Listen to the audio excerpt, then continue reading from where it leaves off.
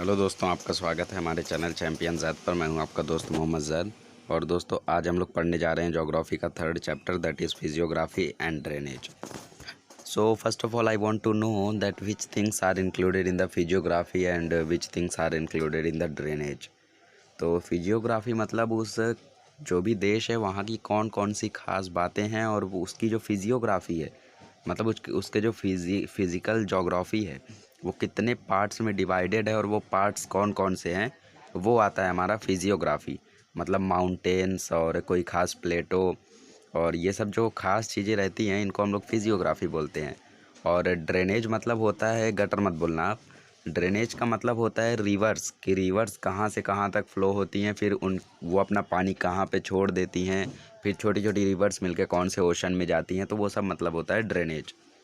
तो normal drainage तो हम लोग जानते हैं, बट इन मतलब कि अगर हम लोग इसको अच्छे से बताएं ड्रेनेज को, तो ड्रेनेज का ओरिजिनल मतलब यही होता है। तो यहाँ पे बोला है कि आप लोग यहाँ पे इस मैप को देखो, और इसमें आपको अल्टीट्यूड बताया गया है। अल्टीट्यूड मतलब आपकी हाइट। तो यहाँ पे बोला है कौन से ऐसे रीजन है जहाँ पे 6000 मीटर से ज़्यादा की जगहें लाई करती हैं। तो 6000 मतलब आपका एकदम ऑरेंज कलर। तो आप लोग देखो तो नॉर्दर्न पार्ट आप लोग देखोगे तो एकदम ऑरेंज कलर का है, और इसीलिए उसका जो हाइट है वो 6000 मीटर से भी ज़्यादा है। और आप लोग यहाँ पे देखो तो ये जो आपका है ये सिल्वरी भी है।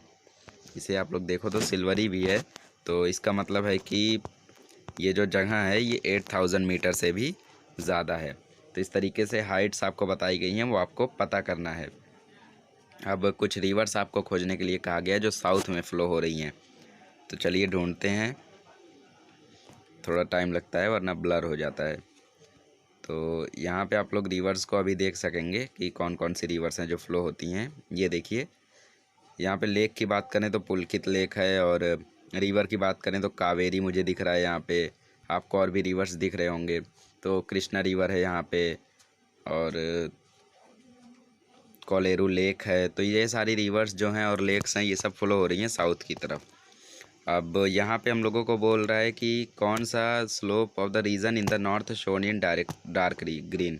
ग्रीन में हम लोगों को कौन सा रीजन दिखाया गया है, तो यह है हम लोगों का वेस्टर्न घाट और ईस्टर्न घाट। तो इस तरीके से आपको सभी क्वेश्चन आंसर्स करने हैं। मैं आपका ज़्यादा टाइम नहीं लेना चाहता, फटाफट आपको एक्सप्लेन करना चाहता हूँ। तो इंडिया की जो फिजियोग्राफी है वो 5 पार्ट्स में डिवाइडेड है। सबसे पहला हिमालयाज़, दूसरा नॉर्थ इंडियन प्लेन्स, तीसरा है पेनिनसुला, चौथा कोस्टल प्लेन, और पांचवा island groups. So first of all we are going to study about the Himalayas. So Himalaya जो है एक यंग फोल्ड माउंटेन है वर्ल्ड में। यंग बोलें या ओल्ड बोलें, उसका मतलब एक ही होता है कि सबसे पुराना फोल्ड माउंटेन जो है पूरे वर्ल्ड में वो है हिमालय। हिमालय तजिकिस्तान के पामीर नॉर्थ से एक्सटेंड होता है, वहाँ से आता है ईस्ट की तरफ, और वो एक मेजर माउंटेन सिस्टम है एशियन कॉन्टिनेंट का। अगर हम लोग इंडिया की बात करें तो वहाँ पे वो जम्मू और कश्मीर से शुरू होता है और अरुणाचल प्रदेश तक एक्सटेंड होता है। हिमालय ही एक ऐसा नहीं है जो सिंगल माउंटेन है, बट इसके साथ साथ बहुत सारी पैरेलल रेंजेस भी हैं। मतलब इसकी जो रेंजेस हैं वो पैरेलल हैं एक दूसरे के। तो जो सदर्न मोस्ट है उसमें से उसको हम लोग बोलते हैं शिवालिक्स। ये भी एक यंगेस्ट रेंज है। शिवालिक्स के बाद आता है हम लोगों का लेसर हिमालय, ग्रेटर हिमालय, और फिर ट्रांस हिमालय। ये साउथ से नॉर्थ की तरफ आते हैं। मतलब कि साउथ आपका नीचे वाला पार्ट, नॉर्थ आपका ऊपर वाला पार्ट।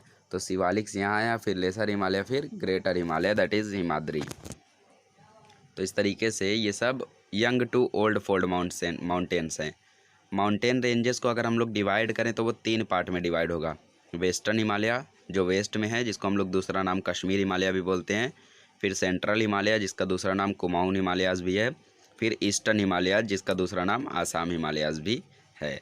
तो आप लोग इसमें पूरा आंसर को अगर आप लोग याद करना है तो आप लोग समझ के पढ़ें, क्योंकि रट्टा मारेंगे तो आपको याद नहीं होगा।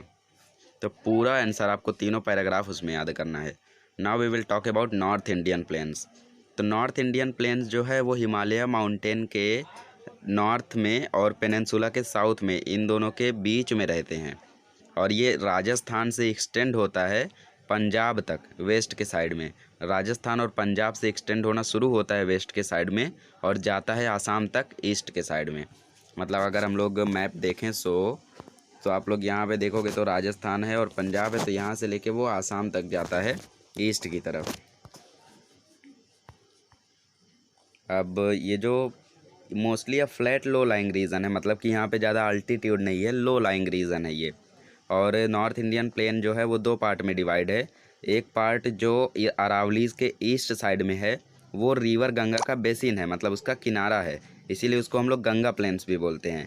वो ईस्टवर्ड साइड में स्लोप होता है, ये था उसका पहला पार्ट। और दूसरा पार्ट वेस्ट बंगाल स्टेट के साइड में है।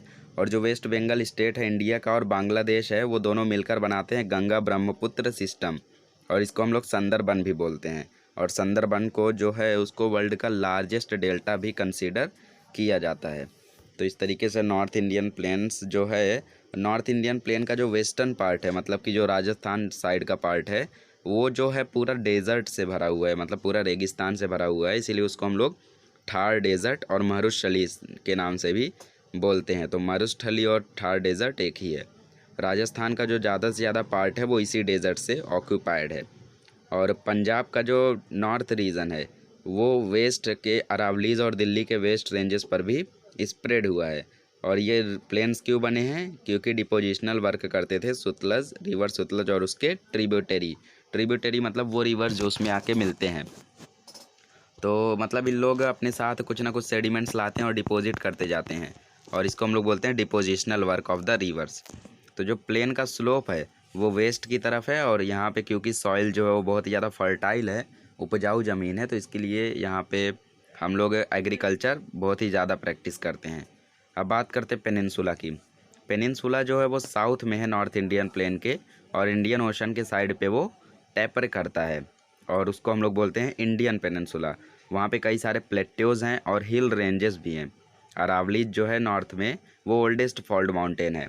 इसमें कुछ प्लेट्यूज़ की सीरीज़ भी आती हैं प्लेन्स को बॉर्डर करते हुए, जैसे Vindhyas Satpura ranges in the central part और hilly ranges of western and eastern Ghat. तो इस तरीके से हम लोगों की 3 फिजियोग्राफी हम लोग पढ़ चुके हैं: Himalaya, North Indian plain, peninsula. Now we are going to talk about coastal plains. तो सबसे इम्पॉर्टेंट बात दोस्तों, कोस्टल प्लेन में सबसे पहला पॉइंट जो आपको लिखा गया है कि इंडिया की कोस्ट लाइन है 7500 किलोमीटर। रिमेंबर दिस, आपको इसे ज़रूर याद रखना है क्योंकि ये एग्ज़ाम में ज़रूर आएगा, 1 सेंटेंस में आए या फिल इन द ब्लैंक में आए या शॉर्ट नोट में भी आ सकता है। तो इंडिया की कोस्ट लाइन 7500 किलोमीटर तक एक्सटेंडेड है। ये वेस्टर्न और ईस्टर्न पार्ट के पेनिनसुला में है, और इसका जो वेस्टर्न और ईस्टर्न कोस्ट लाइन है वो रिमार्केबल डिसिमिलरिटीज शो करता है। मतलब जो वेस्टर्न कोस्ट है और ईस्टर्न कोस्ट है दोनों के बीच में बहुत ही ज़्यादा डिसिमिलरिटीज़ हैं। कौन कौन सी है? चले पहले वेस्टर्न कोस्ट के बारे में पढ़ लेते हैं। तो वेस्टर्न कोस्ट जो है वो अरेबियन सी को बॉर्डर करता है, वो बड़ा है और रॉकी कोस्ट है। यहाँ पे जो स्पर से शुरू होते हैं वेस्टर्न घाट से वो सीधे एक्सटेंड होते हैं कोस्ट तक। इसकी विड्थ भी बहुत कम है, और जो रिवर्स आती हैं वेस्टर्न घाट से वो शॉर्ट हैं, स्विफ्ट हैं, और इसके कारण ये इस्चुअरीज बनाती हैं, डेल्टाज नहीं बनाती। क्योंकि डेल्टाज बनाने के लिए वो लॉन्ग होनी चाहिए और स्विफ्ट नहीं होनी चाहिए। स्विफ्ट मतलब दबी हुई रहती हैं, तो इसलिए लोग इस्चुअरीज बनाते हैं। इस्चुअरीज छोटे छोटे पतले पतले होते हैं। ईस्टर्न कोस्ट जो है वो बे ऑफ बंगाल को बॉर्डर करता है, और ये क्यों फॉर्म हुआ है? क्योंकि डिपोजिशनल वर्क होता था रिवर का, और वो कैसे फॉर्म हुआ था? रॉक की वजह से फॉर्म हुआ था, रॉकी कोस्ट था। और जो ईस्ट फ्लोइंग रिवर्स है हम लोगों की वेस्टर्न और ईस्टर्न घाट से, वो इस कोस्ट को मिलती हैं। और क्योंकि ये जेंटल स्लोप है इस रिवर का, तो यहाँ पे वेलोसिटीज़ जो होती हैं वो लो होती हैं रिवर्स की, इसीलिए ये सेडिमेंट्स को डिपॉजिट करते हैं कोस्ट पे, और इसीलिए डेल्टाज बन जाते हैं। तो उसमें बनते थे एस्चुअरीज, इसमें बनते हैं डेल्टाज। वो बॉर्डर करता है अरेबियन सी को, ये बॉर्डर करता है बे ऑफ बंगाल को। वो फॉर्म हुआ था रॉकी कोस्ट के कारण, ये फॉर्म हुआ है डिपोजिशनल वर्क के कारण। उसकी विड्थ लेस है, इसकी विड्थ ज़्यादा है। तो इस तरीके से 4 डिफरेंस पॉइंट आप लोग याद रखें, हो सकता है आपको एग्जाम में आ जाए। Now we will talk about island group. India में बहुत सारे छोटे बड़े आइलैंड्स हैं कोस्ट के साइड में, इसमें से कुछ कोस्टल आइलैंड ग्रुप है। इंडिया के पास 2 ग्रुप ऑफ आइलैंड है, एक अरेबियन सी में और एक बे ऑफ बंगाल में। तो अरेबियन सी में जो आइलैंड है वो है हम लोगों का लक्षद्वीप, और जो आइलैंड है बे ऑफ बंगाल में उसे हम लोग बोलते हैं Andaman and Nicobar island. So which island in the Arabian Sea is present? Lakshadweep. And which island is present in the Bay of Bengal? Andaman and Nicobar. तो आप लोग इसे याद रखें। कुछ आइलैंड्स जो हैं लक्षद्वीप में वो एटॉल आइलैंड्स है, वो स्मॉल हैं और इस एक्सटेंड में वो बहुत ही छोटे हैं और ना ही ज़्यादा ऊंचे हैं। तो मतलब एटॉल मतलब छोटे छोटे आइलैंड्स होते हैं। और जो आइलैंड है अंडमान ग्रुप में वो ज़्यादातर वॉल्केनिक आइलैंड है। वॉल्केनिक मतलब वहाँ पे वॉल्केनिक इरप्शन होने के चांसेस रहते हैं। और जो बैरन आइलैंड है वो एक ही एक्टिव वॉल्केनो बचा हुआ है। तो हम लोगों ने last year active volcano, dormant volcano और एक्सटिंक्ट वॉल्केनो पढ़ा था। तो एक्टिव वॉल्केनो मतलब हमेशा वो उसमें इरप्शन होगा। डॉर्मेंट मतलब हुआ नहीं है कई सालों से बट चांसेस रहते हैं। और डिस्टिंक्ट मतलब एक्सटिंक्ट जो रहेगा वहाँ पे कभी चांसेस नहीं होंगे। तो जो यहाँ पे बैरन आइलैंड है वो एक्टिव वॉल्केनो है, तो आप लोग याद रखें। अब ब्राज़ील की हम लोग बात करते हैं। तो ब्राज़ील जो है उसकी जो फिजियोग्राफी वो 5 पार्ट में डिवाइड है। एक पार्ट है हाईलैंड्स, दूसरा है एस्कार्पमेंट, तीसरा है कोस्टल रीजन, चौथा है प्लेन्स, पांचवा है island group. So which is the common between those? जी हाँ, कोस्टल रीजन और आइलैंड ग्रुप इज़ कॉमन। तो ये दोनों ही जगहों पर फिजियोग्राफी है और बहुत सारी सिमिलरिटीज़ हैं, इसीलिए हम लोग इंडिया और ब्राज़ील के बारे में ही पढ़ रहे हैं। तो यहाँ पे हम लोग देखें तो ब्राज़ील का बहुत ही ज़्यादा पार्ट हाईलैंड से ऑक्यूपाइड है। मतलब हम लोग देखें तो गुयाना हाईलैंड और बहुत सारे हाईलैंड्स है वहाँ पे। ब्राज़ीलियन हाईलैंड हो गया, तो ये सब हाईलैंड से वो ऑक्यूपाइड है। तो जो नॉर्दर्न पार्ट है अमेज़न बेसिन का और जो पैराग्वे बेसिन का अपर पार्ट है वहीं पे ज़्यादा वाइड प्लेन्स नहीं है। बाकी सारे जगहों पे हाईलैंड है और माउंटेन्स है। तो इनकी फिजियोग्राफी जो है वो हम लोग पढ़ते हैं। सबसे पहला है हम लोगों का हाईलैंड्स। तो जो सदर्न ब्राज़ील है वो ज़्यादातर एक्सटेंसिव प्लेट्यूज से ऑक्यूपाइड है। वो डिफरेंटली डिस्क्राइब्ड है। ब्राज़ीलियन हाईलैंड हो, ब्राज़ीलियन शील्ड हो, ब्राज़ीलियन प्लेटो हो, ब्राज़ीलियन और गुयाना हाईलैंड हो। तो ब्राज़ीलियन और गुयाना हाईलैंड साथ में बनाते हैं core of the south American continent. South American continent का ये दोनों मिलकर कोर बनाते हैं। और जो गुयाना हाईलैंड का मेन पार्ट है वो है वेनेजुएला में और वो एक्सटेंड हुआ है फ्रेंच गुयाना तक। जो ब्राज़ील है वो ज़्यादातर स्टेट कवर करता है, रोराइमा, पारा और अमापा नॉर्थ में। और जो लोअर पार्ट है इन हाईलैंड का वो ब्राज़ील में पाया जाता है। लेकिन जो हाईएस्ट पीक है, हाईलैंड की बात ना करते हुए अगर हम लोग पीक की बात करें तो हाईएस्ट पीक है यहाँ पे पिको डी नेबलिना, जिसकी हाइट है 3014 मीटर। हाईएस्ट पीक कौन सी है ब्राज़ील की? Pico de Neblina. और ये ब्राज़ील और वेनेजुएला के बॉर्डर में पाई जाती है। तो जो ईस्ट और साउथ में है ब्राज़ीलियन आइलैंड का रीजन, उसका जो अल्टीट्यूड है, उसका जो हाइट है वो 1000 मीटर से भी ज़्यादा है। बट कुछ पार्ट्स अलग की बात करें तो वहाँ पे जो अल्टीट्यूड है वो 500 से 1000 मीटर के बीच में है। और जो हाईलैंड्स है यहाँ पे वो ज़्यादातर नॉर्थ की तरफ स्लोप हुए हैं, मतलब कम है। और जो स्लोप्स हैं वो ज़्यादा स्टीप नहीं है, मतलब कि ज़्यादा शॉर्ट नहीं है, ज़्यादा चपटे नहीं हैं।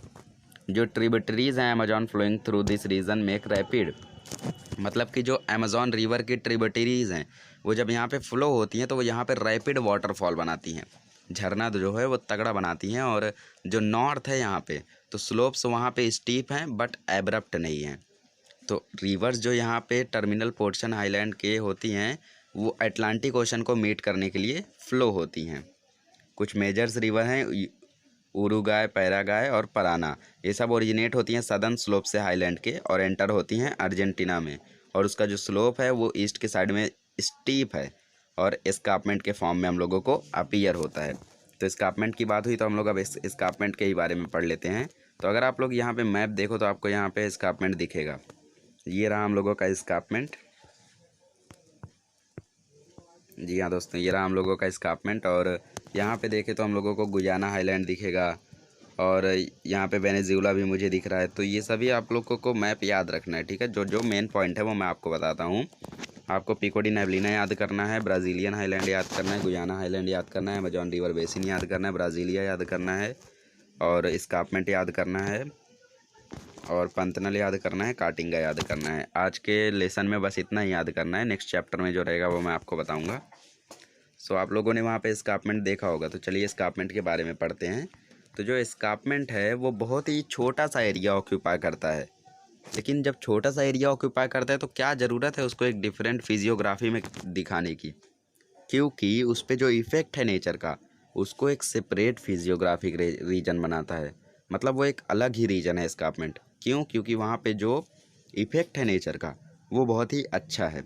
अब ईस्टर्न साइड जो है इस हाईलैंड का वो एस्कार्पमेंट के वजह से डेमार्केटेड है। जो हाईलैंड का ईस्टर्न साइड है वो एस्कार्पमेंट की वजह से डेमार्केटेड है और इसीलिए उसका जो अल्टीट्यूड, जो उसका हाइट है वो 790 मीटर है। कुछ रीजन्स में तो हाइट डिक्रीज होती है, कम होती है, और ग्रेजुअली मतलब धीरे धीरे कम होती है। और जो एस्कार्पमेंट है वो बहुत ही स्टीप है, ज़्यादातर साओ पाउलो से पोर्टो अलेग्री तक। और जो एस्कार्पमेंट है वो एक्ट करता है बैरियर की तरह। हम लोगों ने ये लास्ट लेक्चर में पढ़ा था, जब मैंने क्लाइमेट चैप्टर आपको पढ़ाया था, तो हम लोगों ने उसमें पढ़ा था कि जो ग्रेट एस्कार्पमेंट है वो एक्ट करता है एज अ बैरियर जो साउथ ईस्ट ट्रेड विंड्स आती हैं उसके लिए। इसके कारण वहाँ पे रेन शेडो रीजन बनता है नॉर्थ ईस्टर्न पार्ट में हाईलैंड्स के, और इसीलिए इस नॉर्थ में जो रीजन है उसको हम लोग बोलते हैं ड्रॉ क्वाड्रिलेटरल, मतलब जहाँ पे ज़्यादा बारिश होती ही नहीं है। अब पढ़ते हैं द कोस्ट, ब्राज़ीलियन कोस्ट के बारे में। तो ब्राज़ील का जो कोस्ट लाइन है वो 7,400 किलोमीटर है, और इंडिया का कोस्ट लाइन कितना था? जी हाँ, 7,500 किलोमीटर। तो इस कोस्ट को हम लोग दो पार्ट में डिवाइड कर सकते हैं, नॉर्दर्न कोस्ट और ईस्टर्न कोस्ट। नॉर्दर्न कोस्ट जो होता है वो एक्सटेंड होता है अमापा से लेके नॉर्थ से Rio de Grande do north तक ईस्ट में, और इसको हम लोग नॉर्थ अटलांटिक कोस्ट भी बोल सकते हैं क्योंकि अटलांटिक ओशन के करीब ही है, अटलांटिक ओशन के कोस्ट में। और यहीं से शुरू होता है हम लोगों का ईस्टर्न कोस्ट, और वो एक्सटेंड होता है मतलब बढ़ता है साउथ की तरफ। नॉर्दर्न कोस्ट जो है वहाँ पे बहुत सारे रिवर्स के माउथ है, मतलब कि किनारा है वहाँ पे, उसी में से एक आता है अमेज़न, तो इसीलिए ये लो लाइंग रीजन है। और इस कोस्ट में रहता है Marajo island, Marajo and Sao Marcos Bay. Marajo जो है वो एक लार्ज कोस्टल आइलैंड है जो कि रिवर अमेज़न और रिवर टोकैंटिन्स के बीच में आता है। और ईस्टर्न कोस्ट जो है ब्राज़ील का वो बहुत ही स्मॉलर रिवर्स को रिसीव करता है, और जो एक मेजर रिवर है वो मीट करती है अटलांटिक ओशन को, और वो है Sao Francisco, which is the major river of Brazil, Sao Francisco. Brazilian coast को कैरेक्टराइज किया गया है लार्ज नंबर ऑफ बीचेस से और सैंड ड्यून कॉम्प्लेक्सेस से। ब्राज़ीलियन कोस्ट को कुछ एरियाज़ में कोरल रीफ और एटॉल आइलैंड से प्रोटेक्ट किया गया है ब्राज़ीलियन कोस्ट को, मतलब वो जो भी साइक्लोन्स हो गए या फिर कोई सुनामी हो गई तो जो भी वो आते हैं तो वहाँ पे रीफ्स और आइलैंड उसको प्रोटेक्ट करते हैं कुछ एरियाज़ को। एटॉल आइलैंड मतलब आपके छोटे छोटे आइलैंड। तो यहाँ पे आप लोग देखें तो डू यू नो करके दिया गया है। तो प्राया डो कैसीनो और Cassino beach is the southernmost beach of Brazilian coast. बहुत इंपॉर्टेंट पॉइंट है दोस्तों, which is the southernmost beach of Brazilian coast, Cassino beach, और ये साउथ अटलांटिक ओशन के करीब में है। और इसको वर्ल्ड का सबसे लॉन्गेस्ट सैंडी बीच कंसीडर किया जाता है, और ये कंटिन्यूअस बीच है जो कि 200 किलोमीटर से ज़्यादा एक्सटेंड होता है। तो ये पॉइंट बहुत ही ज़्यादा इंपॉर्टेंट है दोस्तों, ये नहीं जितने भी बॉक्स वाले पॉइंट्स रहते हैं सब इंपॉर्टेंट रहते हैं, so we should focus on them. Now we will talk about the plains. तो जो ब्राज़ील में प्लेन्स है वो दो एरियाज़ में ज़्यादातर कन्फाइंड हैं, एक है अमेजॉन बेसिन नॉर्थ में और एक है Paraguay Parana source region south west में। अमेजॉन प्लेन जो है वो दो हाईलैंड्स के बीच में आता है, और ये लार्जेस्ट प्लेन लैंड कंसिडर किया जाता है ब्राज़ील का। कौन सा लार्जेस्ट प्लेन लैंड है ब्राज़ील का? Amazon plain. अमेजॉन प्लेन जो नॉर्दर्न पार्ट में पाया जाता है ब्राज़ील के, वो ईस्ट की तरफ स्लोप होता है, और जो अमेजॉन बेसिन है वो ज़्यादातर वाइड है, मतलब कि चौड़ा है 1300 किलोमीटर तक वेस्ट में, और ईस्ट की साइड बात करें तो वो नैरो है। और इसकी जो विड्थ है वो सबसे कम है गुयाना हाईलैंड के साइड में और ब्राज़ीलियन हाईलैंड के साइड में। जब वहाँ पे आप लोग आओगे तो उसकी जो विड्थ है वो 1300 किलोमीटर से 240 किलोमीटर तक आ जाती है, मतलब कम हो जाती है। और जैसे जैसे जो अटलांटिक ओशन को रिवर्स जब अप्रोच करती है उसकी तरफ जब जाती हैं तो प्लेन की जो विड्थ है वो धीरे धीरे बढ़ जाती है। और जो फॉरेस्ट है, मतलब कि ये ज़्यादातर फॉरेस्टेड एरिया है और लार्जली इनएक्सेसिबल है, मतलब यहाँ पे ज़्यादा हम लोग कुछ कर नहीं सकते क्योंकि ये फॉरेस्टेड एरिया है, बस जंगल ही जंगल है यहाँ पे। और क्योंकि यहाँ पे लगातार फ्लडिंग होती रहती है, बाढ़ आती रहती है, और डेंस अंडर ग्रोथ है, बहुत ही ज़्यादा पेड़ उगे हुए हैं, तो ये इनएक्सेसिबल है। तो ज़्यादातर अमेजॉन प्लेन जो है वो ट्रॉपिकल रेन फॉरेस्ट से कवर्ड है। जो अदर प्लेन्स है ब्राज़ील में वो साउथ वेस्टर्न पार्ट में लोकेटेड हैं हाईलैंड्स के, और वो बनाते हैं source region of Paraguay and Parana river. और जो सोर्स रीजन है पैरागाय स्लोप्स का वो साउथ की तरफ है, जबकि उसका जो पराना स्लोप जो है वो साउथ वेस्ट की तरफ है। अब जो पंतनल है हम लोगों का वो वेटलैंड, लार्जेस्ट वेटलैंड है, one of the largest wetland है, मतलब बहुत सारे वेटलैंड है उसी में से एक ये भी है। तो पंतनल जो है वो बहुत ही इंपॉर्टेंट है दोस्तों। Dash is one of the largest wetland in the world, तो आप लोगों को वहाँ पे लिखना है पंतनल। या फिर विच is the largest wetland of Brazil, तो वहाँ पे लिखना है आपको पंतनल। तो वो साउथ वेस्ट पार्ट और ऑफ ब्राज़ीलियन हाईलैंड के टाइप में, मतलब साइड में रहता है, और ये स्वैम्स और मार्शेस का रीजन है, मतलब ये दलदली इलाका है नॉर्थ वेस्टर्न में। और जो माटो ग्रोसो डो सुल है ब्राज़ील का, वहाँ से ये शुरू होता है अर्जेंटीना तक। अब बात करते हैं आइलैंड्स की, तो पंतनल वाला पार्ट आप लोग इतना याद रखें, बहुत ही इंपॉर्टेंट है। अब जो मेन लैंड है उसके अलावा कुछ आइलैंड्स भी हैं जो ब्राज़ील में इंक्लूडेड हैं, और उनको हम लोग दो पार्ट में क्लासीफाई कर सकते हैं। एक है कोस्टल आइलैंड, दूसरा है marine island. Coastal island form हुए हैं डिपोजिशनल वर्क के कारण, और जो मरीन आइलैंड्स हैं वो मेनलैंड के पार्ट हैं, और या वो 300 किलोमीटर से ज़्यादा अवे हैं मेनलैंड से अटलांटिक ओशन में, मतलब दूर हैं। और ये आइलैंड्स जो हैं वो ज़्यादातर रॉकी हैं, मतलब बहुत ज़्यादा रॉक्स हैं यहाँ पे, और टॉप पे है ये सबमर्ज्ड माउंटेन्स पे। और जो आइलैंड है कोस्ट के साइड में साउथ अटलांटिक ओशन में, वो कोरल आइलैंड है, और उनको एटॉल कहा जाता है। एटॉल मतलब छोटे छोटे आइलैंड्स। अब यहाँ पे आप लोग देखें तो कौन सी रिवर कितना ज़्यादा कैचमेंट लाती है, कितना लेंथ है और डिस्चार्ज कितना है। तो टोटल कैचमेंट जो है गंगा रिवर का वो 10,16,124 है, while the Amazon reverse catchment is 70,50,000। तो कितना ज़्यादा डिफरेंस है आप लोग देखें तो यहाँ पे कम से कम 60 लाख का डिफरेंस है दोनों ही रिवर के बीच में। फिर जो लेंथ है वो अमेजॉन रिवर की 6,400 है, जबकि गंगा की 2,525 है। Look what is the difference, बहुत ज़्यादा डिफरेंस है दोस्तों। आई थिंक अमेजॉन को ओशन डिक्लेयर कर देना चाहिए था, बट फ्रेश वाटर के कारण इसे रिवर ही कहा जाता है। और जो वाटर डिस्चार्ज है वो इसका 2,09,000 है, और इसका 16,648 है क्यूब मीटर पर सेकंड, मतलब वॉल्यूम की तरह से ये निकाला गया है, तभी आपको क्यूब लिखा है। तो सोचिए पर सेकंड, हर सेकंड लोग इतना वाटर डिस्चार्ज करते हैं। गंगा का तो फिर भी ठीक है 16,000 है, बट ब्राज़ील वो तो 2,09,000 डिस्चार्ज करता है अमेजॉन रिवर। सो ये बहुत ही इंपॉर्टेंट पार्ट था, आप लोग याद रखें इसे, क्योंकि आपको आ सकता है what is the total catchment area of Amazon river, क्योंकि ये ज़्यादा मुश्किल आंकड़ा नहीं है, तो आप लोग इसे याद रखें। अब ड्रेनेज की बात करते हैं हम लोग। तो ड्रेनेज जो होता है, मतलब जो भी रिवर्स हैं वो किस तरीके से फ़्लो होती हैं, और उसकी ट्रिब्यूटरीज़ कौन कौन सी हैं और कौन कौन सी इंपॉर्टेंट रिवर हैं, वो ही हम लोग इस पार्ट में पढ़ेंगे। तो हम लोग कुछ पॉइंट्स को कंसिडर कर सकते हैं गंगा रिवर बेसिन और अमेजॉन रिवर बेसिन को लिखने के लिए, मतलब उसके बीच में यहाँ पे कंपैरेटिव नोट लिखने के लिए कहा गया है। सबसे पहला लिखेंगे साइज़ कितना है उसका, फिर लोकेशन कितनी है, कौन सी है, और जो उसका हेड वाटर रीजन है वो कहाँ पे है, फिर ओरिएंटेशन क्या है, और उसकी मेजर ट्रिब्यूटरीज क्या हैं। तो आपको इसी में से वो बना के लिखना है, इसी टेक्स्ट बुक में से। तो ब्राज़ील का जो ड्रेनेज है उसमें 3 आते हैं हम लोगों के। एक आता है अमेजॉन बेसिन, फिर दूसरा है पराना पैरागाय सिस्टम वेस्ट में, साउथ वेस्ट में, और तीसरा आता है साउथ फ्रांसिस्को जो ईस्टर्न पार्ट में है हाईलैंड के, और बाकी जो सारे छोटे मोटे रिवर्स है कोस्ट पे। तो ये 3 पार्ट्स में हम लोगों को डिवाइड किया गया है ब्राज़ील का ड्रेनेज। तो सबसे पहला आता है अमेजॉन बेसिन। तो अमेजॉन बेसिन जो है वो अपना हेड वाटर कलेक्ट करता है एंडेस माउंटेन के ईस्टर्न स्लोप में। अमेजॉन बेसिन का डायरेक्ट रिलेशन है एंडेस माउंटेन से, आपको मैच द कॉलम में आ सकता है, सो बी केयरफुल। और जो अमेजॉन रिवर है उसमें बहुत ही ज़्यादा ह्यूज डिस्चार्ज आता है, वो 2 लाख मीटर क्यूब पर सेकंड का, हम लोगों ने अभी देखा डिस्चार्ज उसका। तो ये 3 नहीं लिखा है, क्यूब लिखा गया, मीटर क्यूब पर सेकंड। इसी के कारण जो अमेजॉन है वो अपना लोड जो रहता है उसके ऊपर, वो कैचमेंट को सप्लाई कर देता है, मतलब कि Amazon washes of the load supplied it from the catchment. उसके बाद वो अपना कैचमेंट डिपॉजिट कर दे, मतलब कि लोड जो उसके ऊपर रहता है वो वॉश हो जाता है, क्योंकि इसका डिस्चार्ज इतनी तेज़ी से है कि उसके फ्लो के कारण पूरा जो सेडिमेंट्स रहता है वो लोड जो रहता है वो वॉश हो जाता है, ख़त्म हो जाता है। इसी के कारण जो सेडिमेंट्स रहते हैं वो डिपॉजिट नहीं हो पाते हैं, और बहुत ज़्यादा यहाँ पे डिस्ट्रीब्यूटरीज हैं जो कि फ़ीचर हैं रिवर माउथ एरिया के, और ये जो हैं ये अमेजॉन बेसिन में ही पाए जाते हैं।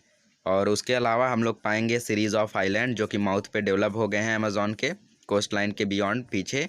और it will be interesting to note that at the mouth of the wide channel Amazon channel is 150 kilometre. ये बहुत ही इंटरेस्टिंग पार्ट है कि जो अमेजॉन चैनल का विड्थ है वो 150 किलोमीटर है। और taking into consideration a place which is 150 kilometre far away from your home, you will get an idea of the width. तो अगर आपको सोचना है कि 150 किलोमीटर कितना बड़ा होएगा, तो आप लोग सोचो कि 150 किलोमीटर आपके घर से जो चीज़ जितना ज़्यादा दूर है, मतलब आपके घर से 150 किलोमीटर मतलब कि बहुत ही ज़्यादा दूर होगा। तो वहाँ तक का डिस्टेंस सोचिए, अमेजॉन रिवर का चैनल है, कितनी बड़ी रिवर होगी अमेजॉन। सोचिए आप लोग, कभी फिशिंग करने जाइएगा, most of the course of the Amazon river is suitable for navigation. ज़्यादातर जो अमेजॉन रिवर का पार्ट है वहाँ पे हम लोग नेविगेशन का यूज़ करते हैं, मतलब यहाँ से वहाँ घूमने के लिए। अब यहाँ पे आप लोगों को ब्राज़ील के मैप में बहुत सारी रिवर्स के नाम दिए गए हैं, तो इसमें से मेन रिवर्स मैं बता देता हूँ। मेन रिवर है आपकी पराना, उरुगाय, पैरागाय, साओ फ्रांसिस्को, पुरुष रिवर और टोकांटिन्स रिवर और अमेजॉन रिवर बेसिन। बस इतना आप लोगों का बहुत ही ज़्यादा इम्पोर्टेंट है, इतना आप लोग याद कर लें क्योंकि आपको ज़रूर आएगा एग्ज़ाम में। और ब्राज़ीलिया तो फिक्स से आना दोस्तों, अगर ब्राज़ील का मैप आया तो। अब पैरागाय पराना सिस्टम की बात करें तो ये 2 रिवर्स हैं जो कि साउथ वेस्टर्न पार्ट में लोकेटेड है ब्राज़ील के, और जो दोनों रिवर हैं वो कैचमेंट बनाती हैं रिवर प्लाटा के, अर्जेंटीना की। और ये रिवर जो है, ये दोनों रिवर के अलावा जो रिवर उरुगाय है वो साउथ में रहते हैं और अपना हेड वाटर कलेक्ट करते हैं साउदर्न पोर्शन से, हाईलैंड से। मतलब अपना वाटर कहाँ से कलेक्ट करते हैं? साउदर्न पोर्शन से, आइलैंड्स के। अब बात करते हैं साओ फ्रांसिस्को की, लास्ट पार्ट हम लोगों का। साओ फ्रांसिस्को जो है वो 3rd इम्पॉर्टेंट रिवर है ब्राज़ील का, इसलिए मैंने कहा कि ये बहुत ही इम्पॉर्टेंट है। तो ये जो एंटायर बेसिन है रिवर का, ये ब्राज़ील के अंडर में ही है। ये ईस्टर्न पोर्शन जो है हाईलैंड्स का, उसको ऑक्यूपाई करता है। और ये रिवर फ्लो होती है नॉर्थ की तरफ 1000 किलोमीटर की डिस्टेंस के लिए प्लेटो के, और ये उसके बाद शार्प टर्न लेते हैं ईस्टवार्ड के साइड में, ताकि वो लोग कोस्टल स्ट्रिप में एंटर कर पाए अटलांटिक ओशन के साथ में। मतलब कि अटलांटिक ओशन में लास्ट में जाकर बहुत सारी रिवर्स मिल जाती हैं। जैसा आप लोग देखें तो ये सारी रिवर्स जो यहाँ से फ्लो हो रही है, यहाँ से फ्लो हो रही है, यहाँ से फ्लो हो रही है, यहाँ से फ्लो हो रही है, ये सारी रिवर्स अगर हम लोग देखें तो वो जाकर लास्ट में मिलने वाली है अटलांटिक ओशन में ही। भले वो साउथ हो नॉर्थ हो, लेकिन अटलांटिक ओशन में ही लास्ट में जाकर मिलने वाली है। और जो रिवर है वो नेविगेबल है 250 किलोमीटर के डिस्टेंस में डाउन स्ट्रीम, मतलब कि नीचे के साइड में जाने के लिए नेविगेबल है। अब कोस्टल रिवर्स की बात करते हैं। ब्राज़ील के पास बहुत सारी छोटी छोटी कोस्टल रिवर्स हैं, और जो कोस्टल एरिया है वो डेंसली पॉपुलेटेड होने के कारण ये रिवर्स सिग्निफिकेंस अटेंड करते हैं, मतलब बहुत ही ज़्यादा इम्पॉर्टेंट है। रिवर परानीवा और जो रिवर इटापेकुरू है, ये नॉर्थ वार्ड के साइड में फ़्लो होता है ताकि वो नॉर्थ अटलांटिक ओशन को मिल सके। और जो रिवर साउथ अटलांटिक ओशन की ओर मिलता है वो अपना हेड वाटर कलेक्ट करता है स्कार्पमेंट के साथ में। और जो रिवर पुरागुको है वो अटलांटिक ओशन में फिर एंटर कर देता है साल्वेडर टाउन के पास में। अब जो ड्रेनेज है इंडिया का वो हम लोग पढ़ते हैं। तो इंडिया का भी ड्रेनेज उसी तरीके से ब्राज़ील के तरीके से ही ज़्यादा पार्ट्स में डिवाइडेड है, बस फ़र्क ये है कि हमारे इंडिया में बहुत सारी रिवर्स हैं। तो इंडिया का जो ड्रेनेज है वो हिमालयन ड्रेनेज में डिवाइडेड है, और फिर पेनिनसुलर रिवर, और फिर river meeting to the Bay of Bengal. 3 part में हम लोगों का डिवाइडेड है।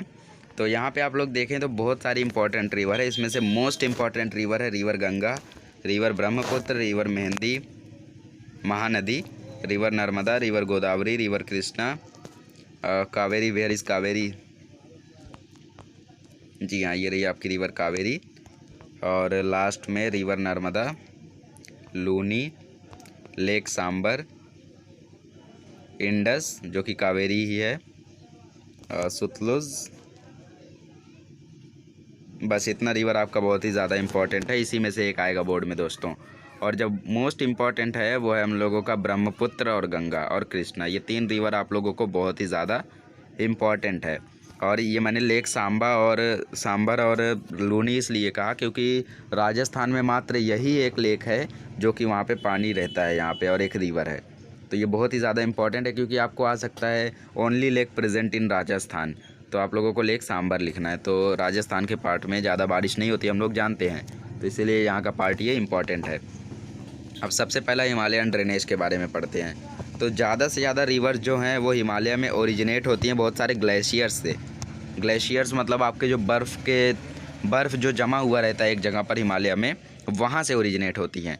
क्योंकि जब समर में वो ग्लेशियर मेल्ट होता है, मेल्ट होने के बाद जो उसका डिस्चार्ज है और वेलोसिटी है सब बढ़ेगा, क्योंकि पानी और जाएगा, तो उसके कारण वो मानसून में ज़्यादातर फ्लड भी आता है, बाढ़ भी आती है। और वो पेरेनियल रिवर्स होती है, मतलब कि एनुअल रिवर्स होती हैं। और जो ड्रेनेज है हम लोगों का वो 2 इम्पॉर्टेंट मेजर रिवर को कवर करता है, एक सिंधु रिवर सिस्टम को और एक गंगा रिवर सिस्टम को। और जो हिमालयन ड्रेनेज है वो किसको किसको कवर करता है? सिंधु रिवर सिस्टम को और गंगा रिवर सिस्टम को। सिंधु और उसके कुछ ट्रिब्यूटरीज हैं जिसमें से 4 है झेलम, चेनाब, रावी और सतलुज। ये किसकी ट्रिब्यूटरीज़ हैं? ये ट्रिब्यूटरीज़ हैं सिंधु की, मतलब इंडस रिवर की। और ये वेस्टर्न हिमालय में ड्रेन होती है, मतलब कि ये फ़्लो होती है जम्मू और कश्मीर के स्टेट से। और ये एक दूसरे के पैरेलल ही ज़्यादातर फ़्लो होती हैं, मतलब एक नीचे एक ऊपर उसके ऊपर इस तरीके से फ़्लो होती हैं। और जो रिवर सिंधु की एक मेजर ट्रिब्यूटरी है, which is the major tributary of river Sindhu? Yes, the Sutlej. तो सतलुज जो उसका मेजर ट्रिब्यूटरी है, ये ओरिजिनेट होता है मानसरोवर से और फ्लो होता है वेस्टवर्ड के साइड में। पंजाब प्लेन्स जो बने हैं वो बने हैं डिपोजिशनल वर्क के कारण रिवर्स के और उसकी ट्रिब्यूटरीज़ के। सिंधु जो है वो फ़्लो होता है पाकिस्तान से और मिलता है अरेबियन सी को। हम लोग जानते हैं सिंधु रिवर, तो सिंधु रिवर आगे चल के इंडस बनता है, फिर कावेरी। तो ये रिवर पाकिस्तान से फ़्लो होता है और इंडिया में आकर ख़त्म होता है। तो ये जो रिवर है सिंधु हम लोगों का, वो अरेबियन सी को लास्ट में मिल जाता है। तो जो रिवर गंगा है वो ओरिजिनेट होती है गंगोत्री ग्लेशियर से। Most important guys, river Ganga originate from Gangotri glacier. River Ganga originate from Gangotri glacier, याद रखें दोस्तों। और क्रॉस करती है हिमालय को ताकि वो ईस्ट फ्लोइंग रिवर बन सके। बहुत सारी ट्रिब्यूटरीज है गंगा की, वो भी सिमिलर मैनर में फ़्लो करती हैं। अब जो यमुना है वो ओरिजिनेट होती है यमुनोत्री से।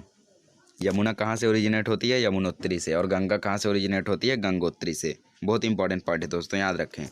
और इवन यमुना भी जो है वो भी इम्पॉर्टेंट ट्रिब्यूटरी है गंगा की। अब जो कि एक और मेजर ट्रिब्यूटरी है गंगा की, वो है हम लोगों का, वो मतलब ग्रेटर हिमालयाज से फ़्लो होता है और फिर हिमालयाज में एंटर हो जाता है।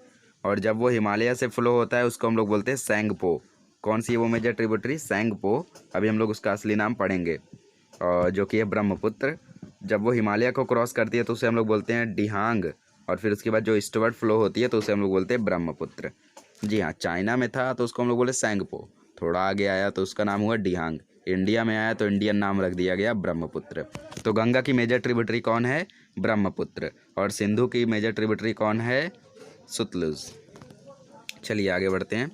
तो टाइम टू टाइम में जो गंगा है वो अपनी ट्रिब्यूटरीज़ को मिलते रहती है, इसके कारण वहाँ पे डिस्चार्ज है वो धीरे धीरे बढ़ता जाता है। और जो गंगा है वो ब्रह्मपुत्र से ज़्यादातर डिस्चार्ज रिसीव करती है और बांग्लादेश की तरफ भी थोड़ा सा फ़्लो होते हैं। और जो वाटर का वॉल्यूम है वो थोड़ा ज़्यादा हो जाता है, इसके कारण जो ह्यूज डिपोजिशन होता है उसके कारण लार्ज डेल्टाज बन जाते हैं। इसके अलावा जो हिमालयन रिवर है गंगा जो है वो number of tributaries resource receive करता है पेनिनसुला से, जैसे कि चंबल, केन, बेटवा, सोन, दामोदर। ये सब पेनिनसुलर रिवर्स हैं जो कि गंगा रिसीव करता है इनकी ट्रिब्यूटरीज़। तो गंगा की ट्रिब्यूटरीज़ यही सब हैं और सिंधु की ट्रिब्यूटरीज़ आपकी वो सब थी। गंगा की मेन ट्रिब्यूटरी आपकी है ब्रह्मपुत्र और सिंधु की मेन ट्रिब्यूटरी है सतलुज। तो आप लोग इसे याद रखें। पेनिनसुलर रिवर, अब पेनिनसुलर रिवर के बारे में बात करते हैं। तो जो पेनिनसुलर रिवर है वो डिवाइड हो सकता है दो पार्ट में, एक ईस्ट फ्लोइंग जो कि बे ऑफ बंगाल को मीट करता है और एक वेस्ट फ्लोइंग जो कि अरेबियन सी को मीट करता है। वेस्टर्न घाट जो है वो मेजर वाटर डिवाइड है पेनिनसुला में। जो पेनिनसुलर रिवर रहती हैं वो फेड रिवर हैं और सेल्डम फेस हैं। सेल्डम है जो कि फेस करती है प्रॉब्लम ऑफ फ्लड। ये सीजनल है नेचर में, मतलब कि एनुअल है, कभी कभी बारिश होती है। और जो वेस्ट फ्लोइंग रिवर है वो ऑक्यूपाई करती है एरिया जो कि वेस्टर्न घाट और अरेबियन सी के बीच में है। और इनकी जो लेंथ है वो शॉर्ट है बट स्विफ्ट है। और इसकी जो condition of short and Swift है वो स्टेट्स में कौन कौन सी स्टेट में एक्सिस्ट होती हैं? केरला, कर्नाटक, महाराष्ट्र और सदर्न गुजरात। अब यहाँ पे डू यू नो दिया गया है, जो कोस्टल रिवर है केरला में उसके पास लॉन्ग एक्सटेंडिंग बैक वाटर है उसके माउथ पे, और उन वाटर बॉडीज़ को हम लोग लोकली बोलते हैं kayals. So who are kayals? Kayals are the backwater of the river Kerala. तो इसे आप लोग याद रखें, तो फिल इन द ब्लैंक में आपको आ सकता है।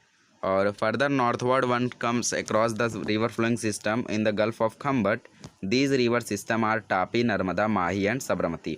एक बार आप लोग गल्फ ऑफ खम्बट तक आएँ तो वहाँ पे आप लोगों को 4 रिवर्स दिखेंगी, टापी, नर्मदा, माही और साबरमती। टापी और नर्मदा जो है ये फ़्लो होती है स्लोली और रिफ्ट वैली के साइड में फ़्लो होती हैं। माही रिवर जो है वो नॉर्थ ईस्ट से साउथ वेस्ट डायरेक्शन में फ़्लो होती है। जबकि जो रिवर साबरमती है वो अपना हेड वाटर कलेक्ट करती है southern slope of Aravalli ranges से और नॉर्थ साउथ डायरेक्शन के साइड में फ़्लो होती है। और एक नोटवर्दी रिवर है जो कि कैचमेंट बनाती है अरेबियन सी का, वो है river Luni. Which river forms the catchment of the Arabian Sea? River Luni. और वो ओरिजिनेट होती है वेस्टर्न स्लोप से अरावली रेंजेस की और फ्लो होती है नॉर्थ वेस्ट डायरेक्शन से साउथ ईस्ट डायरेक्शन में, और लास्ट में वो गल्फ ऑफ कच्छ में मिक्स हो जाती है। अब रिवर जो है जो बे ऑफ बंगाल को मीट करती हैं उनके बारे में पढ़ते हैं। तो ज़्यादातर जो रिवर्स हैं, रिवर एरिया पेनिनसुला हैं, वो ड्रेन्ड है इन सभी रिवर से, और बे ऑफ बंगाल के साइड में ये सब फ्लो होती हैं। एक इम्पॉर्टेंट रिवर सिस्टम इस ग्रुप का है महानदी, गोदावरी, कृष्णा और कावेरी। महानदी जो बेसिन है वो ऑक्यूपाई करता है नॉर्थ ईस्टर्न पार्ट पेनिनसुला का, और जो हम लोगों का रिवर गोदावरी है वो सेकंड लार्जेस्ट रिवर सिस्टम है इंडिया का इन टर्म ऑफ कैचमेंट्स, और जो पहला है वो हम लोगों का शायद गंगा है, तो दूसरा हम लोगों का रिवर गोदावरी है। तो साउथ में अगर हम लोग जाएं गोदावरी के, तो वहाँ पे हम लोगों को मिलेगा रिवर कृष्णा का बेसिन, उसका मेजर ट्रिब्यूटरी है भीमा और तुंगभद्र। और जो रिवर कावेरी है उसका जो बेसिन है वो फ्लो होता है कर्नाटक और तमिलनाडु के स्टेट्स से, और ये एक मेजर रिवर है पेनिनसुला का। ये रिवर जो अपना हार्नेस इंक्रीज़ करता है इरिगेशन के लिए ये काम आता है। मतलब ये रिवर ज़्यादातर हम लोग इरिगेशन मतलब कि सिंचाई के लिए यूज़ करते हैं खेतों में। तो ये हम लोगों का बहुत ही इंपॉर्टेंट चैप्टर है फिजियोग्राफी और ड्रेनेज। आपको सभी क्वेश्चंस आंसर्स आपको याद रहने चाहिए। If you have remembered all the questions of the exercise, then you can score 40 out of 40 in the geography, that 100% guarantee from me. Just you have to prepare the objective from inside the textbook. Only long answers you should prepare from exercise, because long answer are going to come from the exercise. Nothing is going to come from the textbook, because only objective type questions can come, and you can handle those objective answers easily, because objective answers are very easy. So do you know करके दिया गया है। जो चोला king था उस time का second century का, उसने एक डैम बनाया था कावेरी के साइड में, तिरुचुपरे मतलब कि जो हम लोगों का तिरुचिरापल्ली है उसके साइड में एक डैम बनाया था, और उससे इरिगेशन शुरू किया था डेल्टिक रीजन में। और आज भी उस डैम का और उसके जो कैनाल्स हैं उसका जो सिस्टम है वो आज भी सही है। सोचिए सेकंड सेंचुरी मतलब 200 से 2020 तक, मतलब तकरीबन 1800 साल 18 सेंचुरी तक वो डैम आज भी सुरक्षित है और आज भी ऑपरेशनल है, आज भी हम उसका यूज़ कर सकते हैं। तो आप लोग सोच सकते हैं पिछले टाइम के जो आर्किटेक्ट्स थे वो कितने ज़्यादा महान हुआ करते थे, इतनी बढ़िया चीज़ें बनाया करते थे। तो एक कूल फैक्ट दिया था हम लोगों को। तो दोस्तों मिलते हैं नेक्स्ट वीडियो में। नेक्स्ट वीडियो में हम लोग पढ़ेंगे क्लाइमेट, और क्लाइमेट हो जाएगा फिर हम लोग पढ़ेंगे natural vegetation and wild life. तो मिलते हैं नेक्स्ट लेक्चर में।